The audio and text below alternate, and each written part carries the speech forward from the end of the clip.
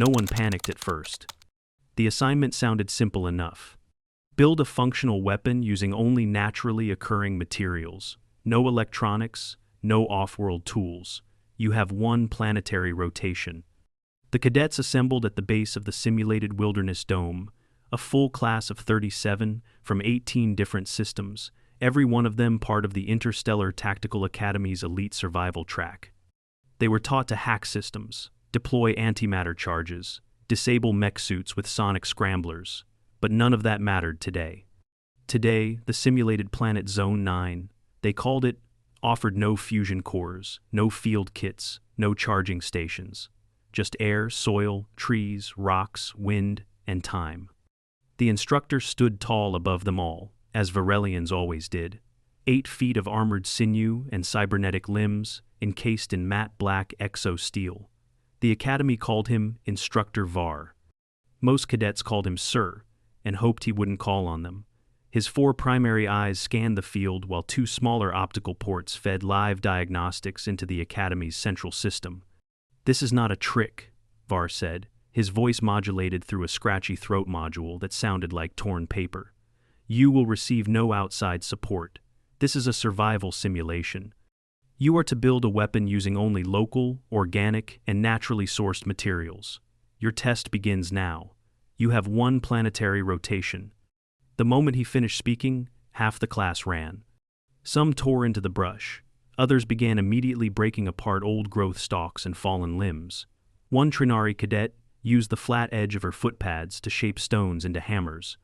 A pair of CERN brothers began braiding fibrous moss into thick cables, arguing over tensile limits with rapid staccato clicks.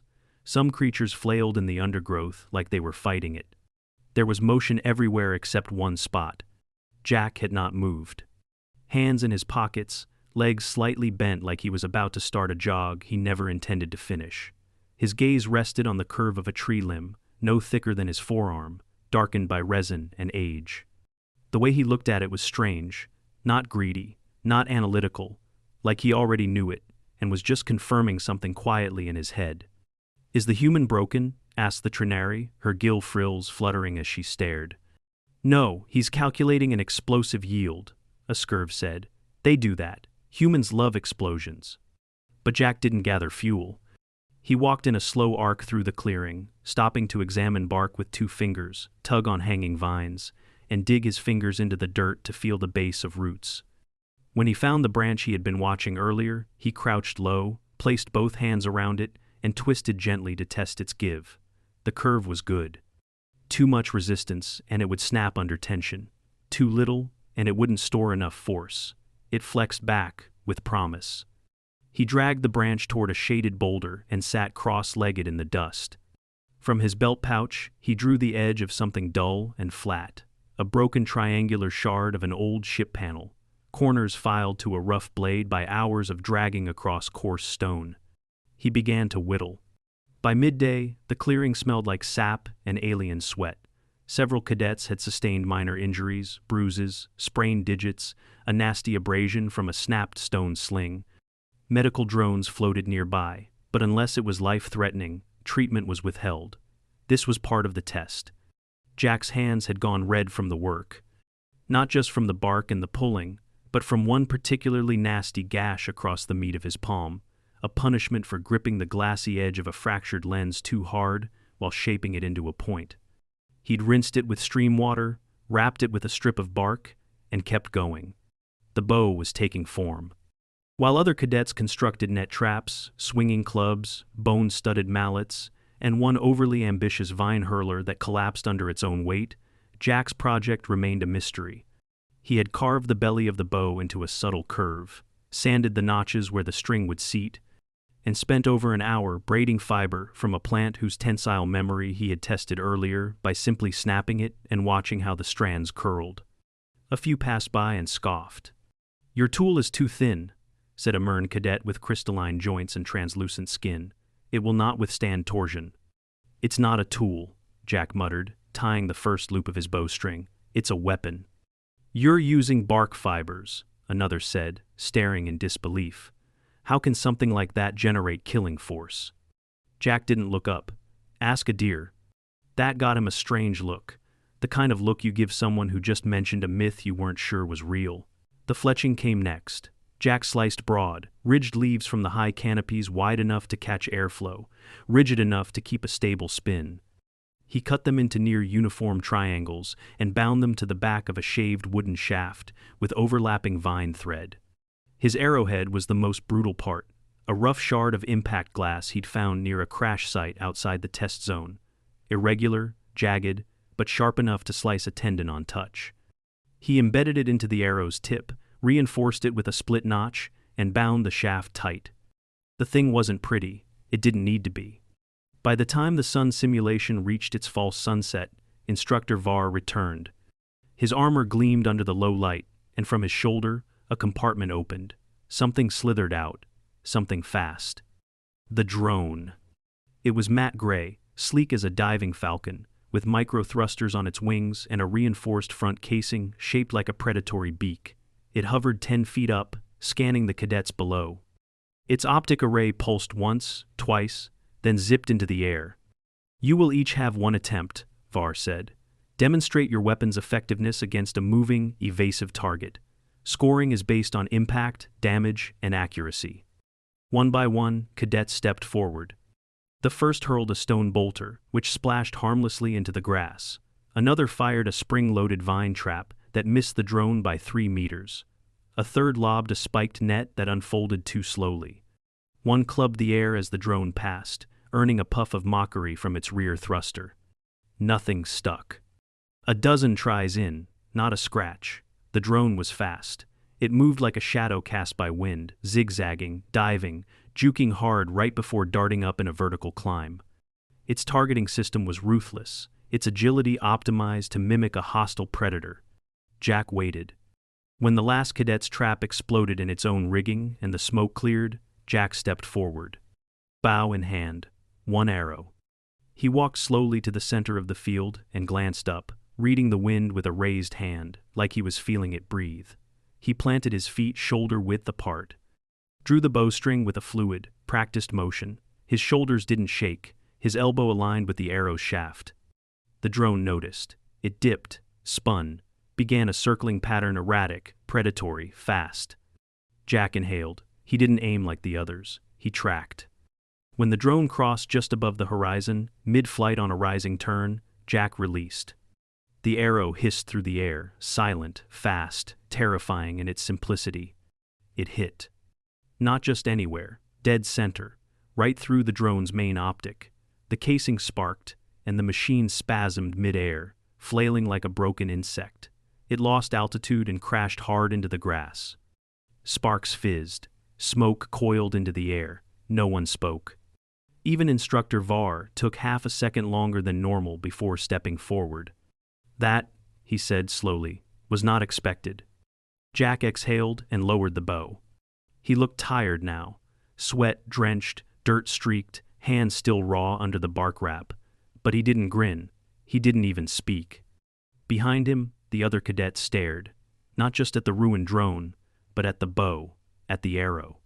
At the fact that something made of sticks, leaves, and a sliver of broken glass had done what none of their clever mechanics or brute force could. Instructor Var walked over to the fallen drone, retrieved the shattered remains of the arrow from the optic socket, and turned it in his fingers. "Thousands of years of practice?" he asked. Jack shrugged. "Something like that." And the field went quiet. No one was dismissed right away. The drone still smoked in the grass, its internal fans wheezing against a cracked housing. Its optical lens, where Jack's arrow had buried itself, remained a black crater edged with fused glass. The remains of the arrow lay on the ground nearby, splintered shaft, frayed fletching, and a still glinting point. Instructor Var turned slowly, his broad silhouette casting a long shadow across the field. His head swiveled slightly as he took in the group. If Virellians had facial expressions, no one could read them, but the silence said enough. "Report to Dome C for debrief," Var said, voice flatter than usual. Then he bent down and picked up the arrow. Jack lingered last. He looked at the spot where the drone had crashed. The bow remained in his hand, loose now, like it was no longer a weapon but something simpler, like a memory of what it used to be. He followed the others off the field, rolling his shoulder. He could already feel the tendon near his elbow tightening from overdraw. Inside Dome C, the atmosphere was always cool and dry, a contrast to the damp wilderness simulation outside. The cadets filed into the debrief chamber, tiered seats, central stage, one ceiling projector, and took their spots. Murmurs buzzed between rows. Words like lucky shot, primitive, and fluke floated in the air, but fewer than Jack expected. A Trinari cadet sat to his right. No whisper this time, just a long sideways glance before she muttered, "You pulled the optic core." Jack nodded slightly, was aiming for it. A click of disbelief. "That's not possible with a wooden stick." "Apparently it is," said the CERN brother from 2 rows up. Var entered. He didn't pace. He didn't project the drone footage onto the screen or diagram hits and misses like he usually did after an exercise. Instead, he stepped up onto the central stage, held up Jack's arrow remains, and addressed the room. 17 species, 37 cadets, 37 weapons, 1 drone. Of all recorded impacts, only 1 strike disabled the target. The arrow twisted slowly in Var's cybernetic hand. This was not luck. The projectile maintained stability in flight, reached lethal velocity, and exploited a known but difficult-to-hit weakness in the drone's sensor design. The force transferred was sufficient to breach armor and trigger critical systems failure. He paused, scanning the room. No electronics, no propulsion, no guidance system. A beat passed. "Who here knows what a bow is?"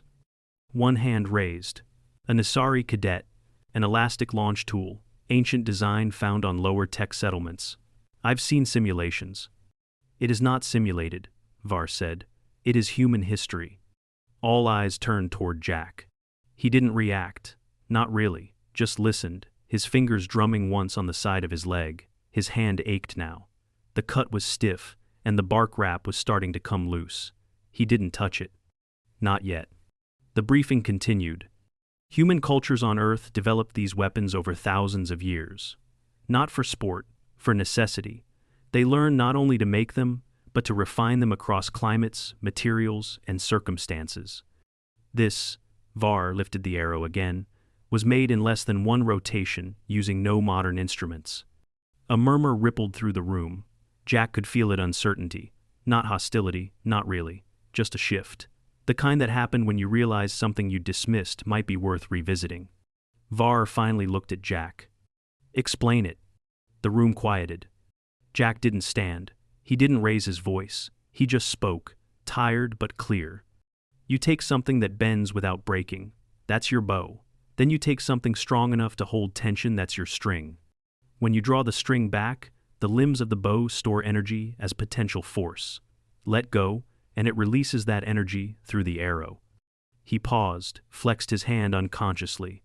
"The arrow carries that force. It spins thanks to the fletching. The point, if sharp enough, concentrates impact into a small surface area. Enough force, enough precision, and it breaks through armor." Var tilted his head. "And the materials?" Jack shrugged. "Wood, vine, leaf, glass." "You injured yourself," Var noted. Jack nodded. "Cut my hand shaping the arrowhead. Happens." "You did not report for medical." "Wasn't life-threatening, just kept pressure on it." At that, the room shifted again. A few cadets glanced at his hand. The bark wrap was dark now, sap and blood congealing into a stiff patch over the palm. The cut had stopped bleeding, but it clearly wasn't minor. Jack flexed his fingers, and the motion made him wince slightly. "You should get that properly cleaned," said the Trinari beside him, her voice lower now. Not a command, a suggestion. Jack gave a quiet nod. Var, still holding the ruined arrow, stepped back and pressed a panel. A display rose from the stage, a new entry in the Academy's tactical database.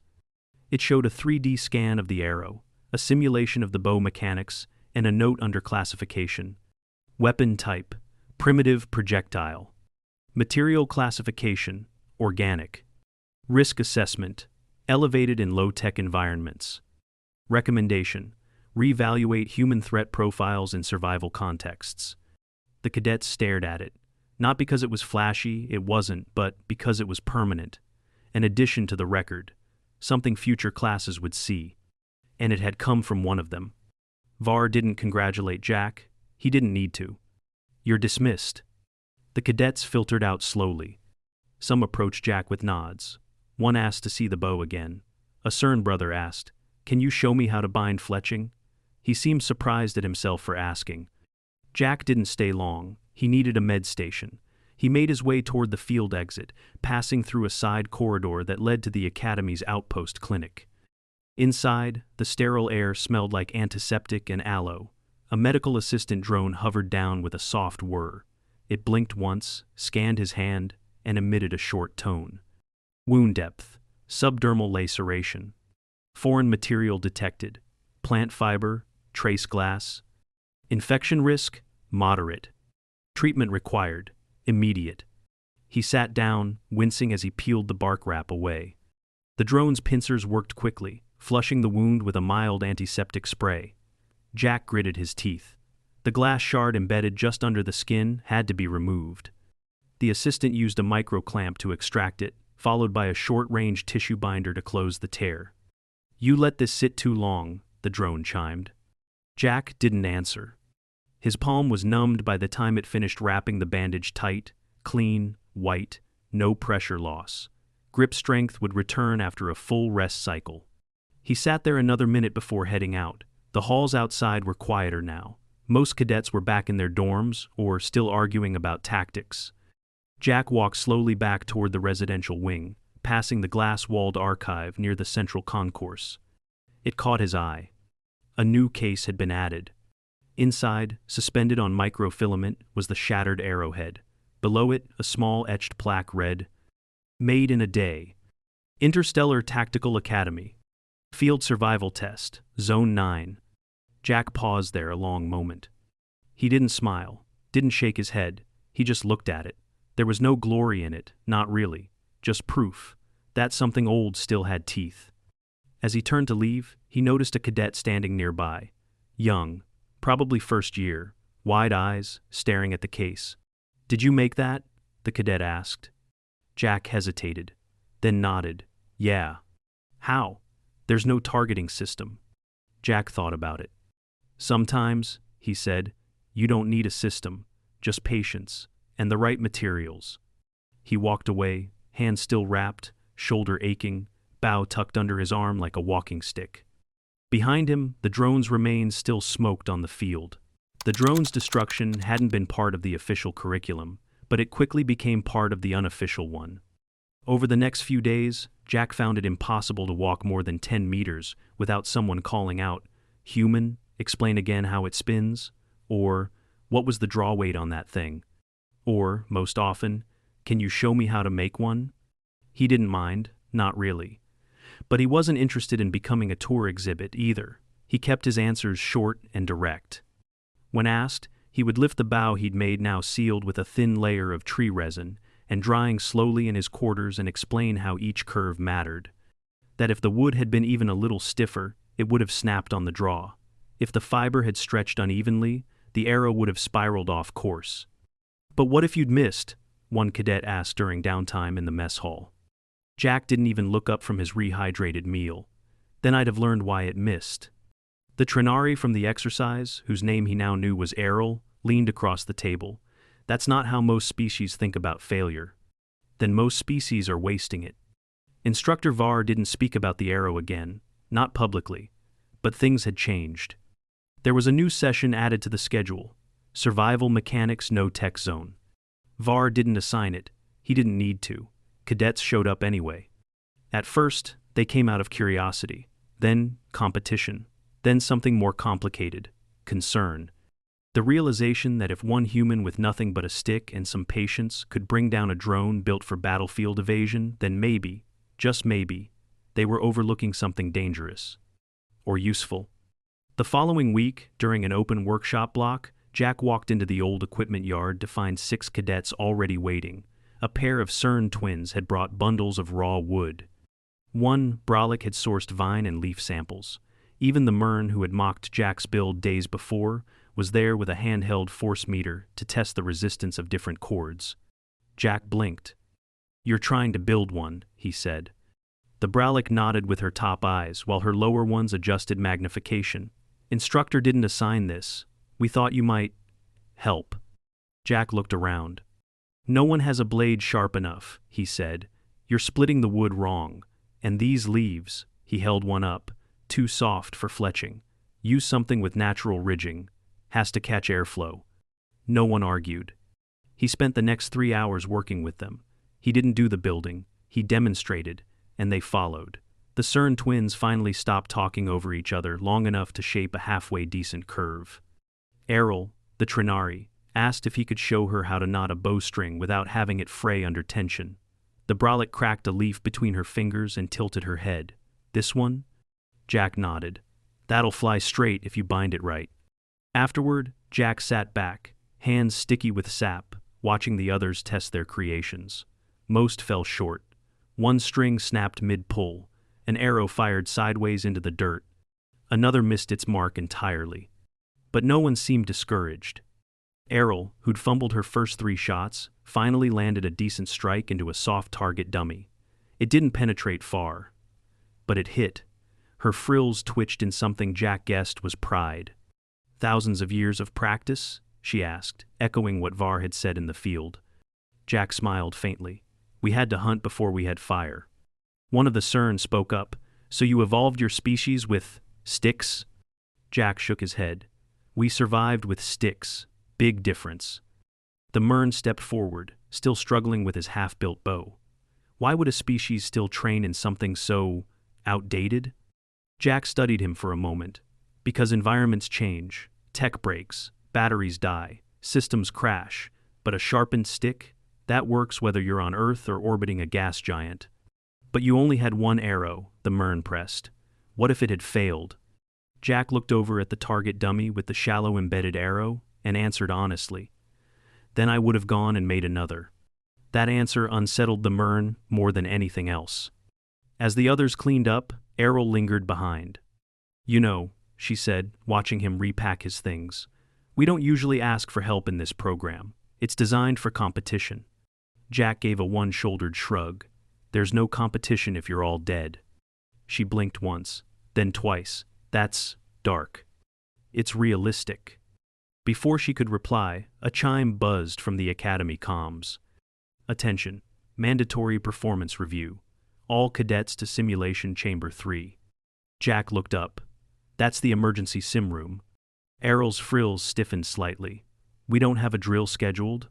They packed quickly.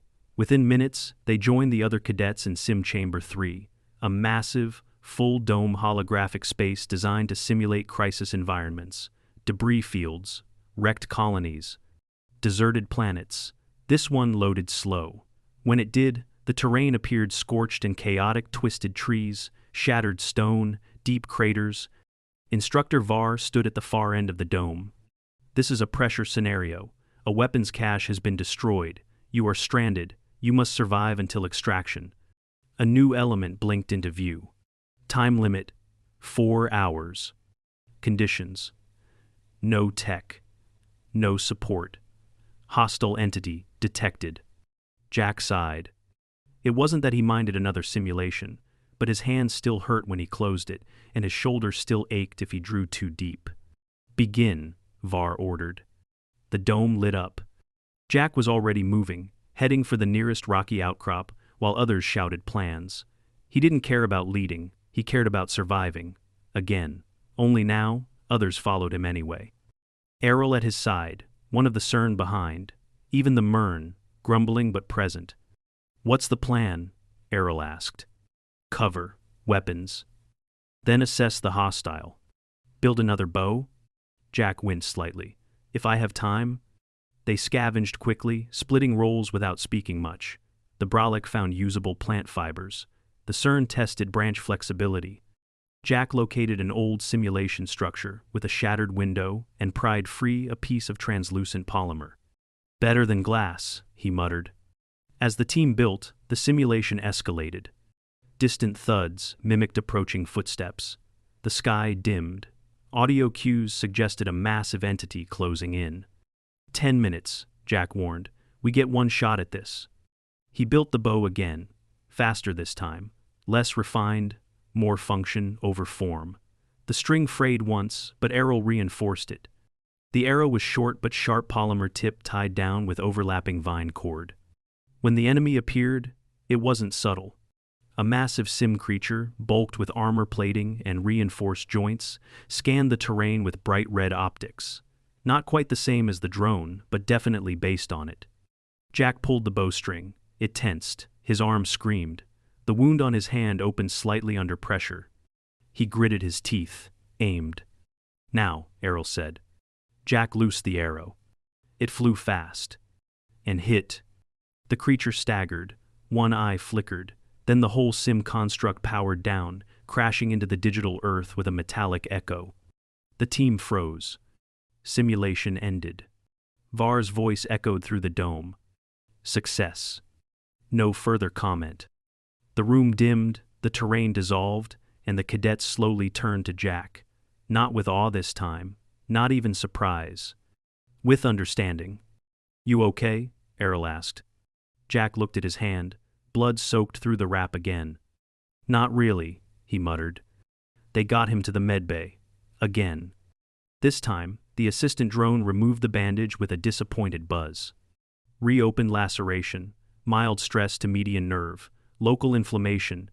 Jack hissed as the wound was flushed. The binder reapplied heat seal tissue gel and wrapped it tighter this time. "Recovery time?" he asked. 6 to 8 days with limited use. He nodded. "Okay. No combat drills recommended until healed." Wasn't planning on it. As he left, a message pinged in his datapad. From Instructor Var. Subject: Survival Practicum. Status: Passed. Note: Manual skills marked exceptional. Further evaluation recommended. Jack stared at it, then deleted the alert. He knew what he could do. The others knew now too. And in a locked drawer near the Academy archive, his second arrow waited beside the first. 2 weeks passed. Jack's hand healed slower than he liked, but exactly as the medical team predicted. The median nerve stress faded first. Then the raw tissue knitted itself back into a tight, pink line that tugged when he closed his fingers too quickly. He could draw again by the 10th day, though the instructors had already suspended him from weapons drills until the full 14 had passed. He didn't complain. He used the time instead. Early mornings, while others filed into sim drills or power armor exercises, Jack sat in the outer dome's shaded grove. Zone 4A, a quieter biome in the Academy's rotating environments. He stripped fresh bark, tested the give in younger branches, practiced different knots and wraps, sometimes alone, sometimes not. Word had gotten around. No one called it Jack's class, but everyone knew where to go if they wanted to understand why their sling missed wide, or why their spike trap collapsed when set under stress tension. Jack had a strange way of explaining things, quiet, focused, unbothered by status, but he never dismissed questions. If someone asked how to notch an arrowhead without splitting the shaft, he showed them. If someone asked why one wood type curled in dry air and another held shape, he gave them samples to test. More than once, he was overheard saying, "Don't trust it until you break it. That's how you know what it can take." The instructors noticed. Var, especially, seemed to watch more closely these days. During one group assessment, he called up cadet-built low-tech weapons for analysis and evaluation. He said little, but Jack noticed the adjustments. The instructor asked about torque, elasticity, stress loads, questions none of the cadets would have considered weeks earlier. One day, after the group disassembled a test scenario that involved foraging and primitive defense planning, Var approached Jack directly. "Walk with me." Jack followed without a word. They passed through the Academy's central corridor, lined with display cases, ancient weapons, first-gen exogear, ceremonial armor from dozens of species. No one spoke at first. Just the faint sound of Jack's boots and the heavy whir of Var's leg hydraulics. Finally, Var paused at the newest case. Jack's first arrow. Still blackened at the shaft, still glass-pointed and leaf-fletched. It sat on a narrow mount under pale lighting, next to a short data panel. Var studied it for a moment, then gestured toward it with a quiet flex of his cybernetic wrist. "This is what I used to underestimate." Jack tilted his head. What changed? You, Var said simply. Jack waited. Var didn't look away from the case. When I fought on Satek 9, our dropship was shot down. My sidearm shorted on impact. I had no power tools, no rations, and no link to command. I used the blade from a ration pack to defend myself for 9 hours until evac. That was 2 decades ago. Jack frowned. They don't teach that in your file. They don't teach most of what matters, Var said. A beat of silence. I submitted a recommendation, Var continued. That primitive weapons become a formal component of the Survival and Tactical Adaptation module, not for historical interest, for function. Jack turned to him. Because of the arrow? Because of the mine that made the arrow, Var corrected. Because you evaluated the materials, calculated the stress response, compensated for wind trajectory, and committed to a single shot under moving threat conditions without digital assistance. That is not instinct. That is discipline. Jack didn't answer. He didn't need to. They stood there another few seconds before Var moved again, pacing slowly down the hallway. I also submitted your name, he said. Jack blinked. For what? Cadet Instructional Adjunct. Pending graduation. Jack stopped. You want me to teach? You already are, Var said, and kept walking. Jack didn't move, just watched the tall figure disappear into the next corridor, leaving only the faint smell of synthetic oil and the low hum of power regulators behind. Later that day, Jack found himself back in Zone 4A. It wasn't for class. It wasn't for building. He just sat on a high root overlooking a bend in the artificial stream and closed his eyes. Not meditating, just breathing. He felt the shape of the bow beside him, the third one now, thinner and more refined than the last. He hadn't fired it yet. He didn't need to. It was the act of building it that mattered. The wind shifted. He didn't open his eyes. Why do you never use the same wood twice? Asked a familiar voice. Errol again. She sat cross-legged nearby. Another cadet beside her, someone new. Jack cracked one eye open. Because if I only trust one kind of wood, I'll break when it's gone. Errol smiled slightly. You've been thinking about teaching. Not really. She tilted her head. You should. Some of us are listening now. Jack looked down at the bow in his lap. His fingers still bore faint scarring where the first arrow had split his hand. The skin was smoother now, stronger. I'm not the expert, he said. You're the one who figured it out, she said. That's enough. A few days later, he was called into the Academy archive chamber. This wasn't common. The archives weren't just storage, they were record, policy, precedent. Every entry logged there became part of the official tactical history. Changes were rare, additions even rarer. Inside, a tall console waited with a glowing interface. Var was present, along with 3 staffers from the Academy Council. One asked him to review the new entry. He did. It wasn't long. Entry Addendum. Tactical Adaptation Log. Subject: Human Cadet. Field Weapon Demonstration. Test Scenario: Zone 9, Survival Simulation. Result: Single-shot disablement of Class 3 evasive drone using handcrafted bow and arrow. No electronic aid. Materials: rootwood, limb, bark, fiber, string, canopy leaves, fletching, scavenged, impact glass, tip. Note: Demonstrates exceptional resource evaluation, physics application, and threat neutralization in low-tech conditions. Recommendation: Do not underestimate improvised tools in survival scenarios. Filed under Manual Weaponry, Emergency Survival, Human Tactical Profiles. Label: Made in a Day. Jack tapped the pad. It's accurate. The staffers nodded. As he turned to leave, Var said one final thing. We do not archive novelty, Jack. We archive threat. Jack paused, then gave a short nod. Back in his quarters, he stored the third bow on a wall mount. He hadn't planned to keep any of them, but this one felt different, not because of its construction, but because of what came next. He opened his assignment queue. At the top was a new listing.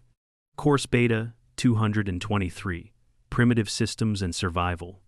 Instructor, Cadet Adjunct Jack.